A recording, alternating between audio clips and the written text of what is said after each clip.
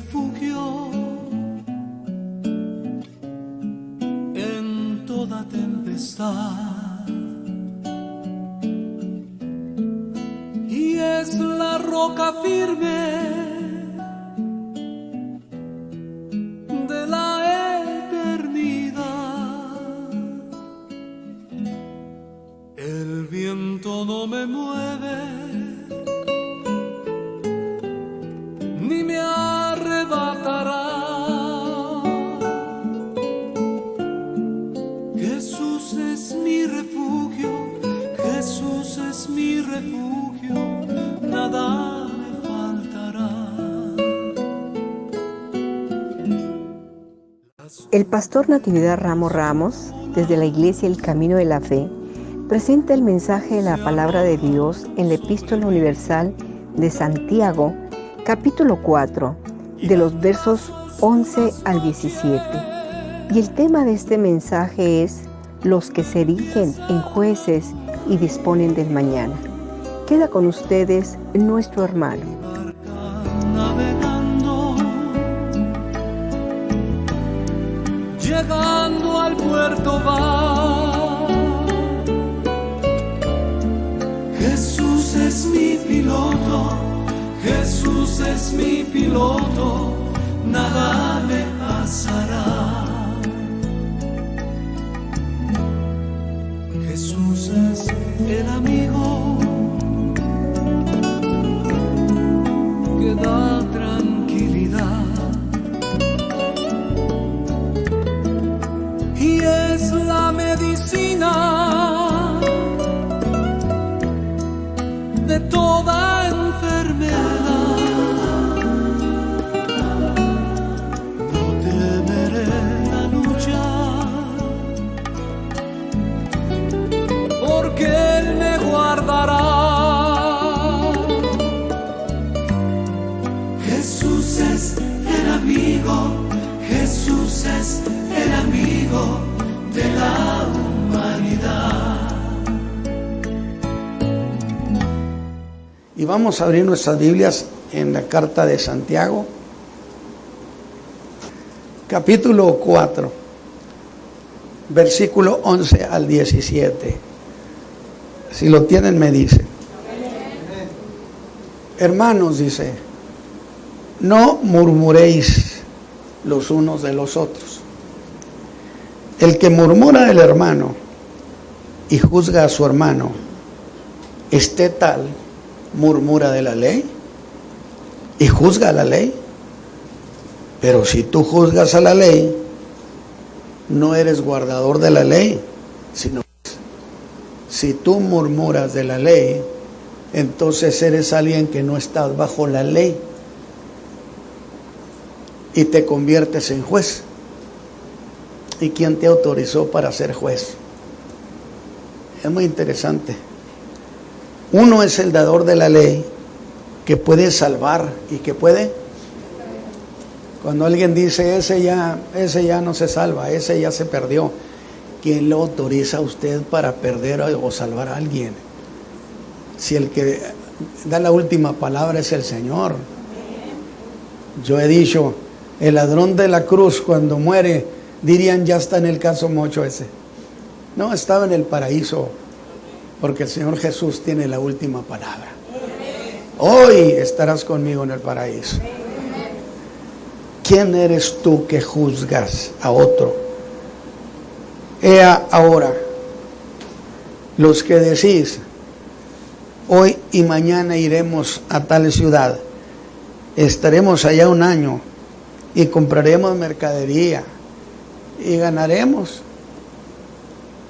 Y no sabéis lo que será mañana, porque ¿qué es vuestra vida? Ciertamente es un vapor que se aparece por un poco de tiempo y luego se desvanece. En lugar de lo cual debierais decir, ¿qué? Si el Señor quisiere, porque Él es el legislador que está por encima de todo.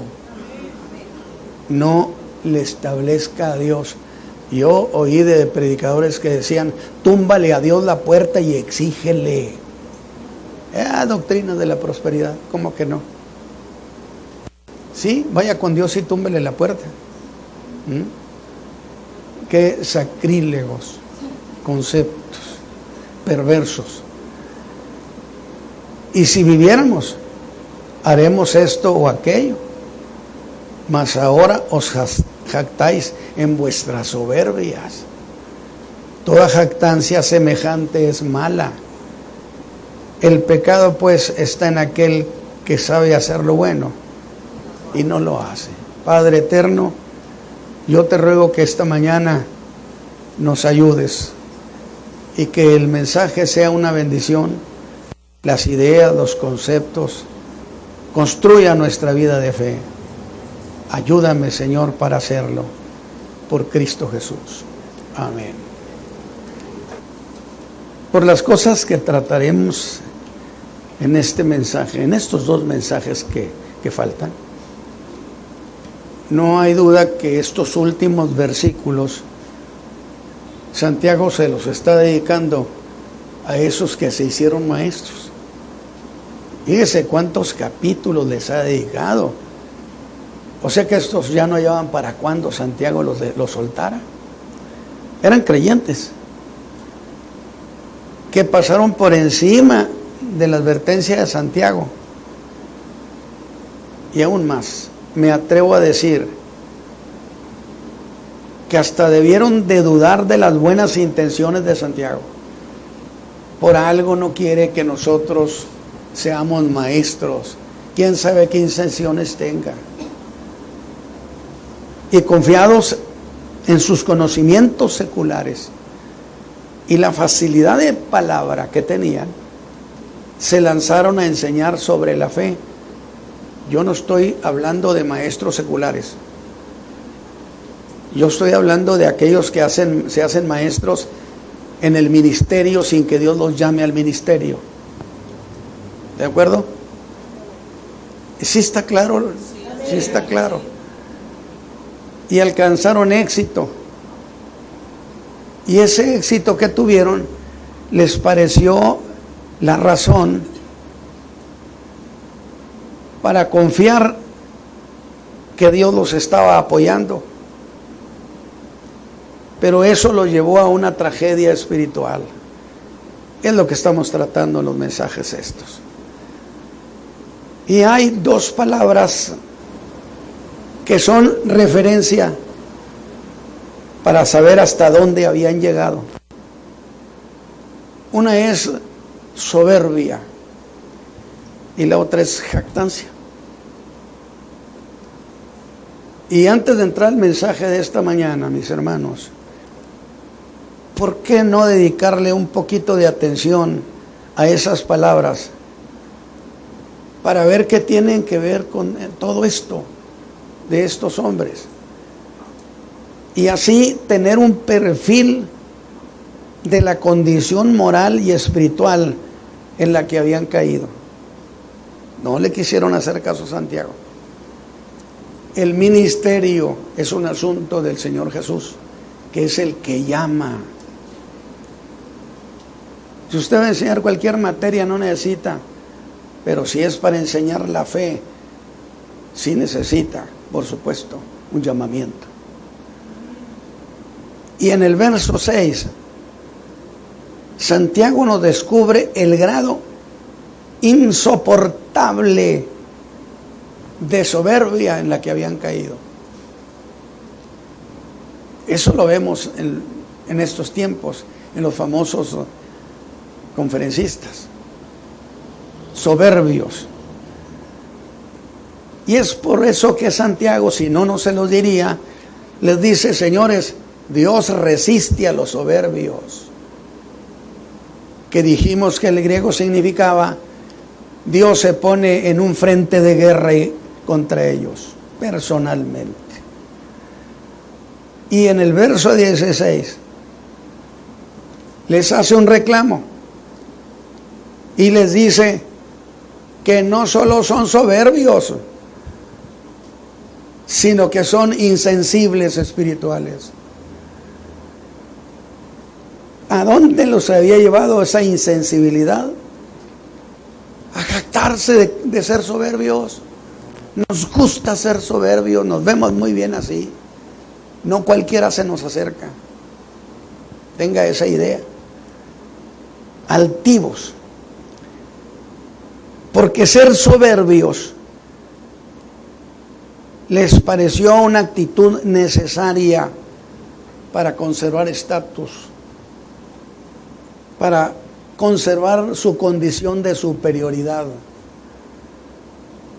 A ver si es cierto, a lo mejor estoy fantaseando. Mire lo que le dice Santiago: mas ahora os jactáis en vuestras soberbias. Saben que son soberbios y les alegra ser soberbios y se jactan de ser soberbios. En vuestras soberbias. Y habla en plural. Soberbias. Diversidad de maneras en que se complacían en ser reconocidos como tales. El clásico, había en su corazón el clásico: conmigo no cualquiera. A mí me fastidia cualquiera que se va por ese camino. Porque por misericordia, yo lo digo, le agradezco tanto a Dios eterno que me haya llamado a ser ministro de su Hijo. Alabado sea Dios. Estoy feliz de la vida por ser ministro suyo. Ve esto, no porque me lo haya ganado, sino porque Él quiso. Sin embargo, quise tener como siempre una mejor apreciación de lo que implicaba esa soberbia en este pasaje. Y el griego me sorprende. Yo siempre quiero que quede bien conmigo, pero el griego a primera instancia me dijo: significa confianza propia. Y yo dije, pues eso no es cosa grave, ¿verdad? Confianza propia. Porque pensé, ¿y eso es malo? ¿No se reconoce acaso la confianza propia como una virtud? Una virtud que nace de haber desarrollado facultades pensantes, ingenio creativo. Cuando descubrimos nuestras posibilidades, en tanto somos imagen de Dios, nuestras posibilidades son inmensas. Recursos pensantes, inventiva, tenemos en el alma por un acto creativo. Esa confianza nos anima a superar los problemas de la vida y los enigmas de la vida, como le llaman los que sí saben. Y si eso es así, ¿por qué en este caso confianza propia va a ser impiedad? Porque yo quise que el griego me favoreciera y resulta que no me favoreció a primera instancia. Pero la cuestión es que esa confianza propia que tenían esos había desembocado en vanagloria. Se hicieron soberbios, vanagloriosos. Y yo estoy enseñando todo esto para que vea al final de cuentas la tragedia en la que terminaron esos creyentes. La soberbia tiene que ser erradicada de la vida de los creyentes, de manera absoluta, absoluta. Porque habían alcanzado condición de altivez de espíritu. Y entonces ya conmigo, si van pensando, ya van empezando a ver a esos que dijeron: vamos a ir y vamos a hacer, si Dios quiere. No tengo que decir si Dios quiere. Yo manejo las leyes del universo porque las conozco, soy un trascendentalista. Y lo que hoy se maneja está nutrido del trascendentalismo. Una altivez que lucía orgullosa a través de la lengua, que se gloriaba de muy grandes logros, digno de ser reconocidos. Y ellos dirían, ¿y por qué no? ¿Por qué voy a estar mal? Ese tal Ramos es un radical. Si toda la gente nos apoya, ¿acaso no es evidencia de que Dios nos aprueba? Y mientras ellos están jactándose con su razonamiento, yo estoy haciendo una explicación, porque pues no me tocó estar ahí. Y quién sabe si me hubieran dado chance de estar metido ahí. Pero yo me meto desde aquí, desde la historia, y les pregunto, oigan, ¿y Santiago? Y ellos dirían, Santiago. ¿Y quién necesita a Santiago? Nadie. Mostrando que ellos se sentían dueños de la situación y que podían hacer lo que quisieran, tomar el rumbo de la vida que quisieran, que tenían autorización para hacerlo, jerarquía para hacerlo, poder para hacerlo. Pero el griego les diría una cosa: no olviden, señores, que el alarde colinda con la vagancia. No olviden que el alarde que hacen con esa soberbia colinda con la vagancia.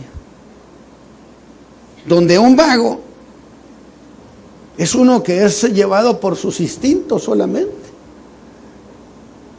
El famoso yo siento, que la Escritura no autoriza a los creyentes a vivir con el yo siento, yo pienso. El creyente debe decir qué dice la palabra de Dios, qué establecen los principios. Yo creo que eso se está entendiendo lo que he estado planteando.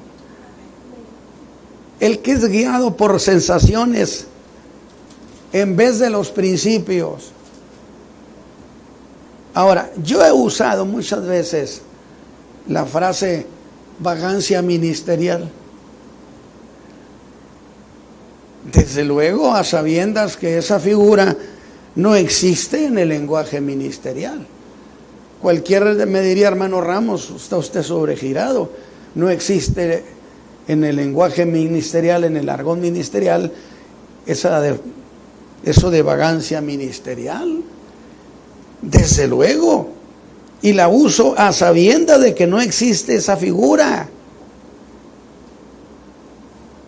Pero pues yo también tengo derecho a divagar un poquito. Aunque el griego voltearía a verme y muy desinteresado me diría, pues ahí está eso por si te sirve. Alabado sea Dios. Y yo le digo a ustedes, ahí está eso por si les sirve. Alabado sea Dios. Alabado sea Dios. ¿Creen que les sirva estos detalles? Pero déjeme señalar otra cuestión. Y es que Santiago dice que a la soberbia la acompaña la jactancia. Y lo más grave, es que yo quiero que ustedes vean por qué Santiago está planteando todas esas cosas. Porque quiere mostrarnos hasta dónde llegaron en su soberbia. Y es grave, es que confiados, según el capítulo 3, versículo 14, llegaron a jactarse de mentir contra la verdad. Oye, ¿qué cosa es eso? Es hablar falsamente contra la verdad. Al afirmar que enseñaban, que lo que enseñaban era la verdad del Evangelio de Dios. Porque echaron mano de la amistad de la sabiduría mundana que ya prediqué la semana pasada, para enseñar la fe, y decían, esto es el Evangelio de Jesucristo. Pecaban contra la verdad, hablaban temerariamente y se regocijaban de lo dicho. Ahora sí, tomando ese punto de partida, Santiago plantea la cuestión de esta mañana. Ya redondeamos esa idea. Es decir, mire hacia dónde llegaron. Quedaron como soberbios crónicos, endémicos. Y miren hasta dónde llega la soberbia de alguien que pierde la ruta. Y así empezamos a entrar al final de esta historia. Que ustedes y yo le vamos a dar gracias a Dios de que ya terminamos. En los versículos 11 y 12, aunque debo decir que desde el versículo 11 hasta el 17, por eso los leí todos, constituye un todo de los dos mensajes que voy a predicar, que he titulado como los que se erigen en jueces y disponen del mañana. Soberbios, atrevidos. No hay cosa más maravillosa que decir si Dios quiere. Alabado sea Dios. Porque estamos reconociendo, no le estamos robando a Dios la gloria que le pertenece. Él es el Señor.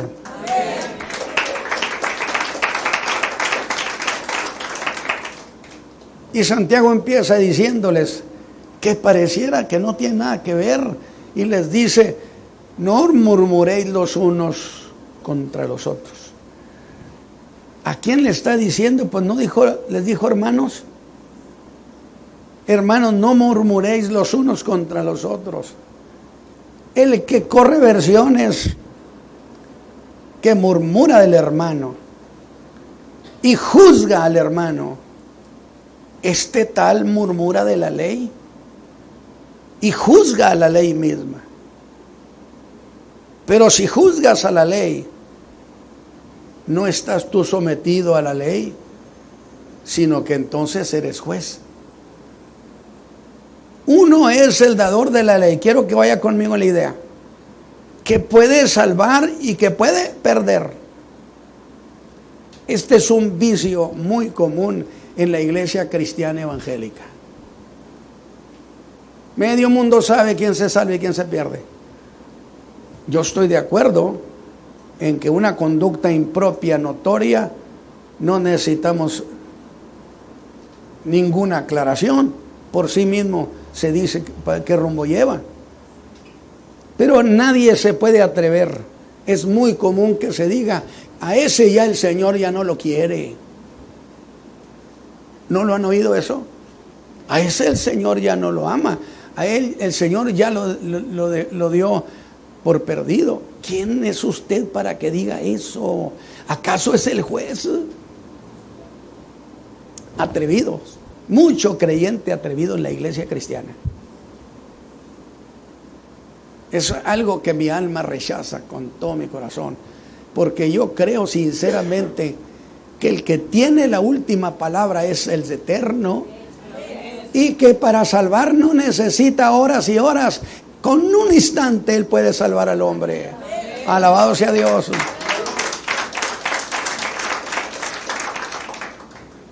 Es lo que he mencionado. Cuando usted ve a la mujer aquella que la llevaron tomada en adulterio y que la iban a apedrear, porque ya estaban preparados todos para apedrearla, ¿sí? Yo no encuentro una sola cosa que el Señor Jesús le reprochara a esa mujer.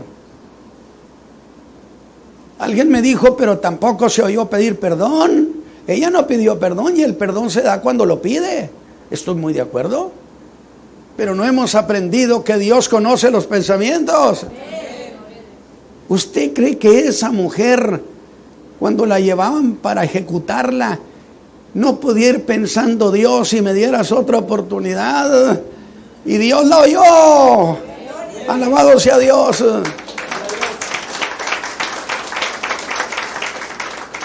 ¿Y quién tiene que exigirle al Señor Jesús que perdone? Si Él es el Salvador del mundo. Y necesito un instante. O sea, yo aprecio esa operación divina salvadora que no necesita hacer anuncios ni nada. Puede ser que un hombre o una mujer apenas sintiendo que la vida se les va, le lleguen a decir perdóname por Jesucristo, le garantizo que tiene perdón. Alabado sea Dios, porque el evangelio es potencia de Dios para salvación. Pero en la iglesia cristiana tenemos muchos jueces. Así, mire, lleno de jueces. Yo no quiero pastorear una iglesia llena de jueces. No me gusta la idea. Que no significa tolerar el pecado tampoco, para que no me confunda. ¿Quién eres tú, dice Santiago, que juzgas a otro? Y yo lo digo, ¿quién eres tú que juzgas a otros y dices quién se pierde y quién se salva? Esto ha dañado a mucha gente, porque la arruinan haciéndole pensar que Dios ya los desechó y que ya ni se le acerquen a Dios. ¿Qué derecho tienen si ellos no pagaron el precio por nadie? Tenemos a uno que escaló la cruz del Calvario. Él es el que decide todas las cosas. Alabado sea su nombre. De esta manera expreso mis tesis sobre el Evangelio de Jesucristo, sobre la tesis del perdón. A partir de aquí, Santiago dirige su atención a otro problema que también procede de la soberbia y que causó los pleitos de los cuales habló en el verso 1 cuando preguntó: ¿de dónde vienen las guerras entre vosotros? Que cuando dijo ¿de dónde vienen las guerras?, yo pensé en el Imperio Romano, en Napoleón, en Hitler por peleoneros. Pero Santiago está diciendo no, entre los hermanos. ¿De dónde vienen los pleitos entre los hermanos? Y particularmente está señalando a esos que se hicieron maestros de la palabra y que se convirtieron en verdaderos centros de guerra, donde se destruyeron unos a otros con envidia, por no querer que el otro tuviera más jerarquía, que el otro tuviera mayor éxito. Peleaban el éxito. Yo he sostenido, los ministerios no pelean entre ellos, los ministerios se apoyan. Alabado sea Dios. Alabado sea Dios. Nunca. Los ministerios no compiten, porque cuando los ministerios compiten, se cometen muchas vilezas. Luego dice: hermanos, no murmuréis los unos de los otros. ¿Cómo le llamaríamos a eso? Pues murmuración mutua. ¿Les parece bien, hermanos? Amén. Amén. Dígamelo fuerte. Amén. Ándele así, sí. Algo así como: dices algo de mí, pues yo digo algo de ti. Una especie de toma y daca, una especie de ojo por ojo. Y sus contiendas de estos precisamente las habían hecho a base de ese mal tan infame, la murmuración, que ha llegado a ser de manera de vida congregacional. La murmuración entre creyentes se ha llegado a convertir formas de vida congregacional. Y debo decir con gran aprensión que es una pena que una generación de creyentes en la vida congregacional hereden estos hábitos enfermizos. Decir del otro hermano, tratar de exponerlo, que es un mal muy grave. Porque los hábitos conflictivos en una congregación consigue que alcance fama de congregación conflictiva. ¿O estoy equivocado? ¿No? Magnífico. Porque son males que se hacen crónicos. Se pierde la sencillez espiritual. entre los hijos de Dios. Y Santiago está decidido a erradicar ese mal. Que un creyente hable mal del otro. Pero ¿qué cosa es murmurar? Según este caso. Investigué en el griego y la lista de significados es larguísima. Parece esos trenes que pasan por aquí, por Monterrey. Significa difamar, denigrar, calumniar. Bueno, me encontré hasta una palabra de esas que andaban despistadas por el camino y significaba deslustrar también. Y yo dije, deslustrar, mire qué interesante. ¿Cómo deslustra usted a un hermano? Algo así como hablar del otro para quitarle su buena fama. Amén, hermanos. Nunca le pediría al Señor, nunca querré pastorear gente que hace semejantes cosas. ¿No es acaso el mandamiento superior: amarás a Dios sobre todas las cosas y a tu prójimo como a ti mismo? Amén. Alabado sea Dios. Reducirlo a la nada. Y viendo la comisión de esta infamia, Santiago ve que ese va más allá del mero murmurar, sino que eso es atribuirse el derecho de juez. Porque si usted juzga al hermano, el que juzga es un juez. Y usted es un juez en el cuerpo de Cristo. No se vaya a confundir con lo que le estoy diciendo. Luego entonces en la iglesia, no, la iglesia como institución y como cuerpo congregacional tendrá derecho a juzgar cosas que atañen a la vida congregacional. Pero es muy diferente a que cada creyente se sienta juez. ¿Sí me expliqué o no, mis hermanos?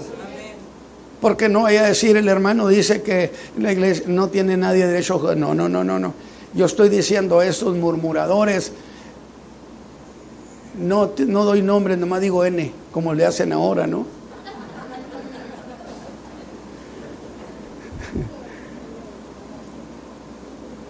Porque juzgar es un derecho, y el que juzga se siente con derecho.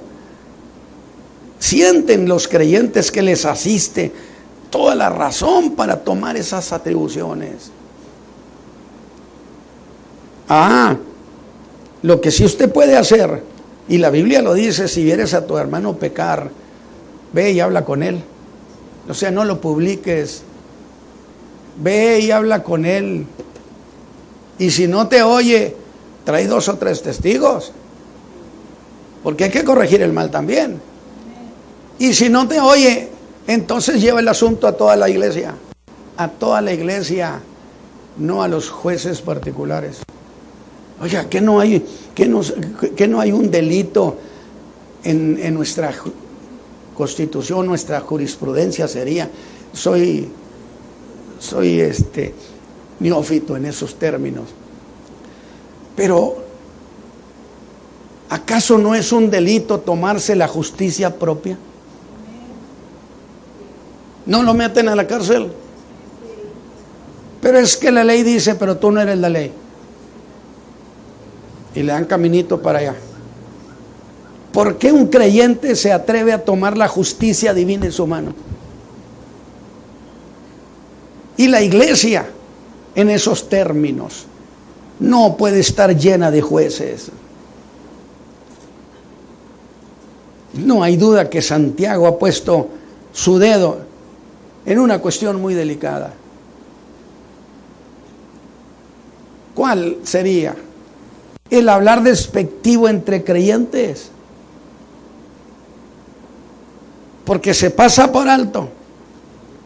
Cuando usted habla de otro creyente, se le olvida. Incluso, fíjese usted lo que le voy a decir. Lo enseñé en Efesios.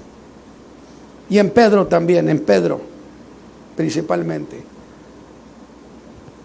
Cuando dice que el hombre ofende a la mujer, la maltrata, se le olvida que además de su esposa es su consierva, porque es también su hermana en Cristo.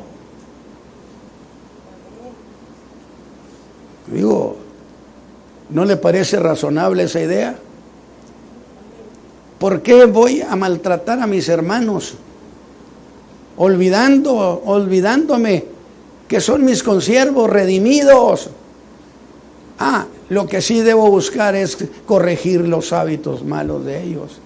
A eso sí tengo derecho, el creyente tiene derecho a favorecer, a ayudar, pero no ponerlos en el patíbulo.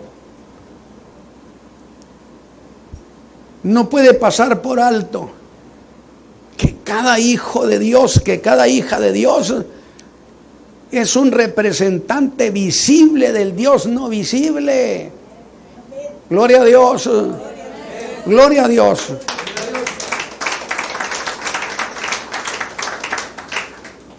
Yo creo que falta entender estos conceptos tan profundos.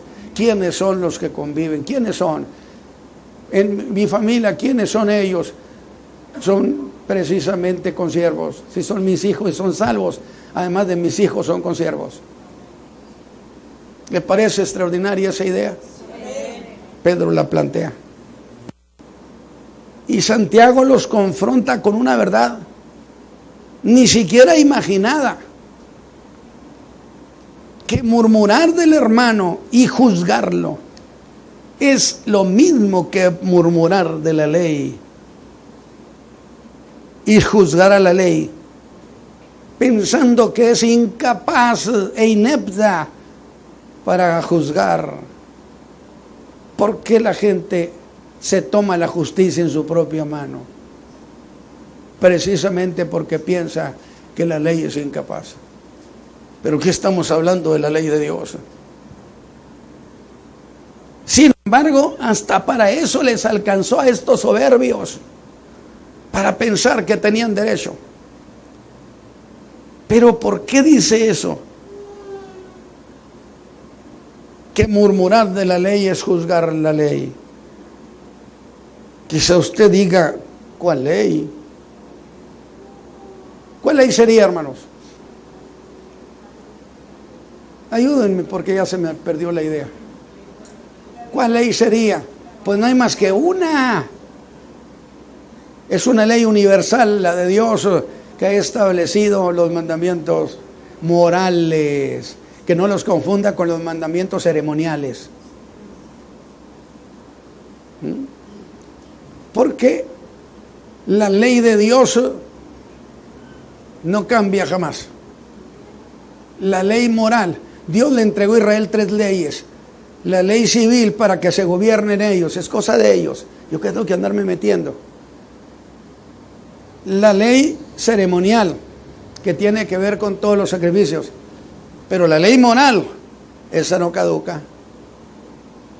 Porque son cosas que nacen del ser divino, del ser de Dios.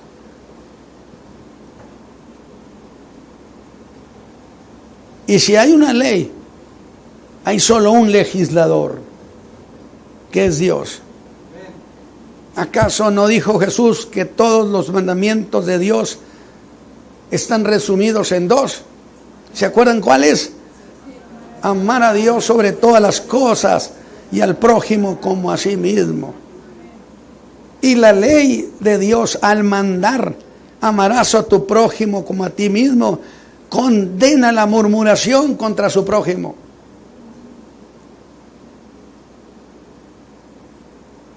¿Cuánto necesitamos conocer de la profundidad de esta verdad del Evangelio? Y aún más se atreva a juzgarlo. Y se ha dicho que ese creyente hace cosas como si la ley no pudiera hacer su función. Y eso es menosprecio a la ley de Dios. Alabado sea, de un aplauso al Señor Jesús. Pero hacían eso, de hablar temerariamente para ser vistos como alguien de mucha jerarquía. Y entonces yo digo, qué lejos los ha llevado su soberbia. Y el verso 16 dice, os jactáis en vuestras soberbias. Si usted está notando ahí, para que después lea el versículo 16, os jactáis en vuestras soberbias. Se lucen, se sienten muy halagados de ser soberbios. Por cierto, esta es la última vez que en el Nuevo Testamento se menciona la ley. Pero el atrevimiento de estos señores no ha llegado a su fin. Han invadido las alturas de Dios. Pues Santiago agrega, si tú juzgas a la ley, no eres guardador de la ley. Porque entonces la ley está abajo de ti y tú arriba de la ley. Porque si fueras un guardador de la ley, entonces por mandamiento estarías bajo la ley. Pero como tú la juzgas, dices que estás por encima de la ley. No me diga que no es un atrevimiento infame.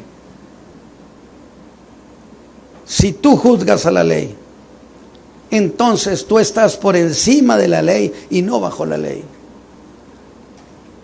Y solo Dios, mis hermanos, que es el dador de la ley, está por encima de la ley. Y voy a decir algo contra el trascendentalismo. No son las leyes del universo las que gobiernan el universo, es el legislador, es Dios el que a través de las leyes del universo gobierna el universo. Alabado sea Dios, alabado sea Dios. Por eso los novaerianos dicen que Pisces, la constelación de Pisces ya terminó, ya pasó, y que ha entrado Acuario, y que la constelación de Pisces es la del cristianismo, que simboliza con el pez, que yo no sé a quién se le ocurrió salir con que el pez representaba el cristianismo, que porque en la catacumba, que porque quién sabe qué. No, señores, las constelaciones no dominan sobre el universo, porque sería decir, es que la constelación de Pisces, como ya se fue, resulta que la constelación de Acuario, que es todo lo contrario, ordena que se vaya el cristianismo para el universo, que ya terminó su tiempo. Y entonces estaríamos gobernados. ¿Por qué? ¿Cuál sería? ¿Quién nos gobernaría? Los astros, las estrellas, las constelaciones. No medio mundo, por muy educado que sea, vive pidiendo consejo a las estrellas, menospreciando al legislador que es Dios, menospreciando al que define los tiempos. Y yo siempre he dicho, aunque las estrellas no quieren, con que lo quiera Dios, con eso es más que suficiente. Alabado sea Dios. A mí no me van a espantar las estrellas ni las constelaciones. No, señores, hay un legislador en el universo. Alabado sea Dios. Y tenemos influencia, porque nuestro Salvador, el Señor Jesucristo, se sentó a la derecha del Padre. Alabado sea Dios.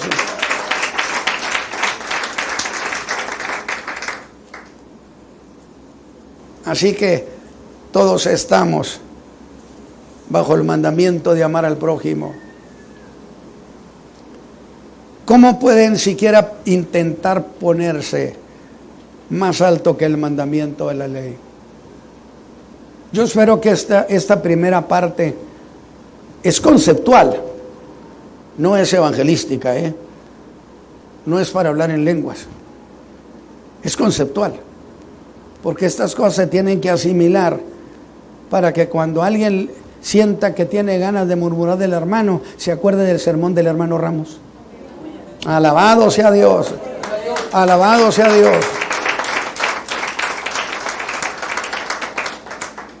Yo he cuidado mucho ese rengloncito toda mi vida,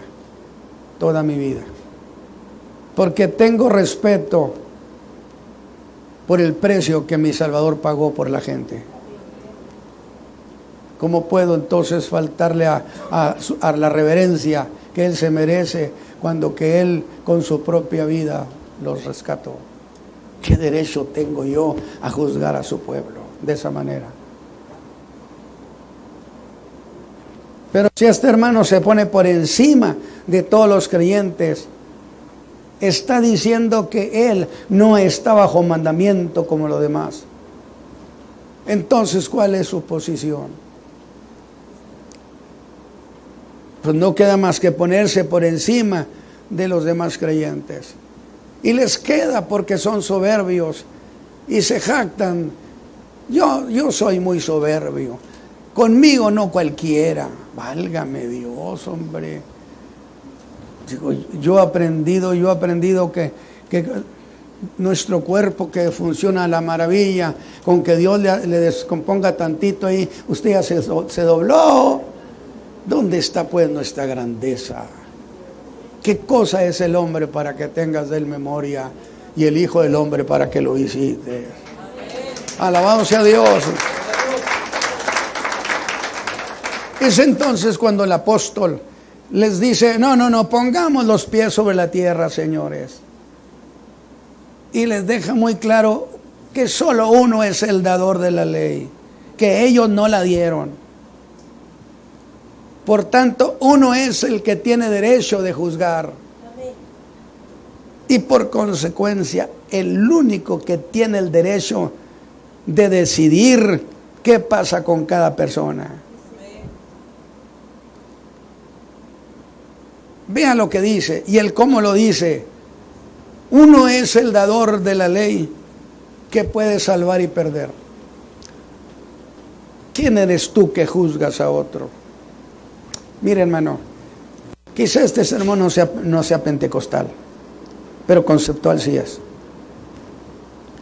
Y esto es para que el creyente razone, piense y esas conductas las vea a través de eso y mejor cierre su boca, porque ese pequeño miembro se gloría de muchas cosas. Es que es el tema todavía de la lengua. Santiago no, le digo que Santiago pescaba a alguien y no lo soltaba. A mí me cae bien Santiago, por eso. Está exhibiendo el clásico, ese ya está bajo maldición, ese ya está perdido, ya Dios no quiere nada con él. ¿Quién eres tú para que juzgues a otro? ¿Por qué arrancas a Dios el oficio que solo a Él le pertenece? Sacrilegio. Pero Santiago está diciendo, vean hasta dónde han llegado con su locura, con su soberbia, y se jactan y dicen que tienen derecho. No, pues es que aquí les han caído, inclusive aquí en la región, de esos gentes famosos que les han dicho a los pastores en reuniones pastorales, es que ustedes necesitan un papá que los tutele,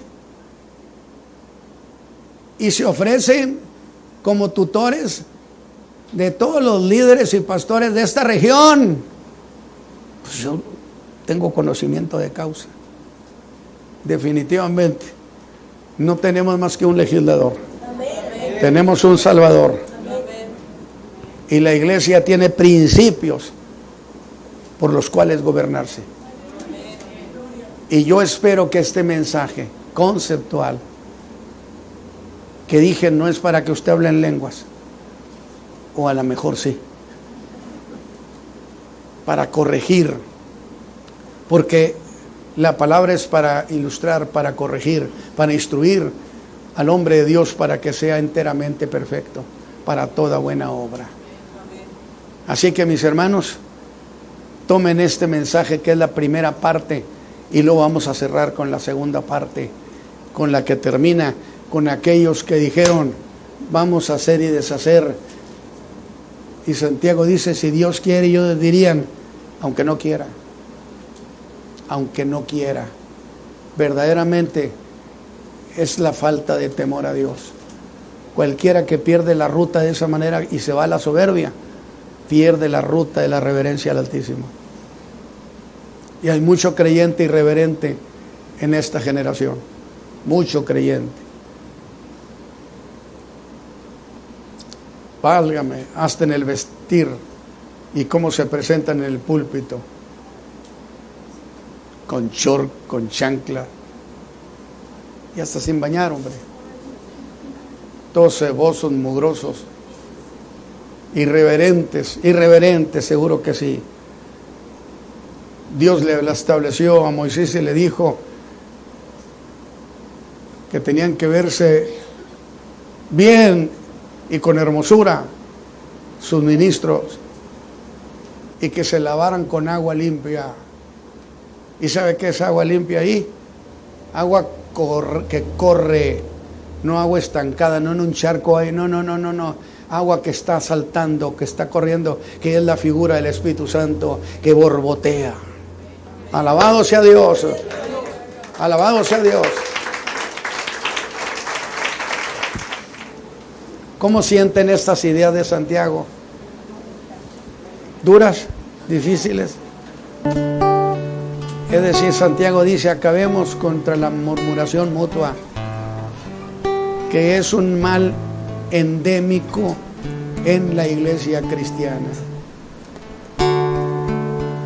Por eso es que usted diga, hermano, no sé en dónde en qué planeta he vivido, pero donde yo he andado, fíjese que nunca he visto eso. No. Eso es el pan nuestro de cada día. ¿Por qué cree que yo erradiqué? Lo he dicho de hacer tamales y quién sabe qué. Porque ahí es un centro de acopio de chismes.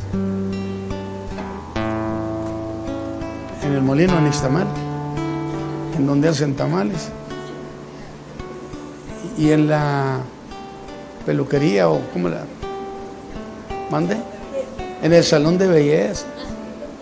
Bueno, pero si fueran puras creyentes, pues digo, pero ahí va de todo, ¿no? El creyente, pero eso no deja de ser un centro de acopio impresionante. Que la iglesia de Jesucristo no sea un centro de acopio, de ninguna manera. No acepto eso, jamás lo aceptaré. Y aunque yo viva o no viva, nunca olviden lo que les he dicho, porque el temor a Dios es fundamental para el éxito de la vida cristiana. El temor a Dios.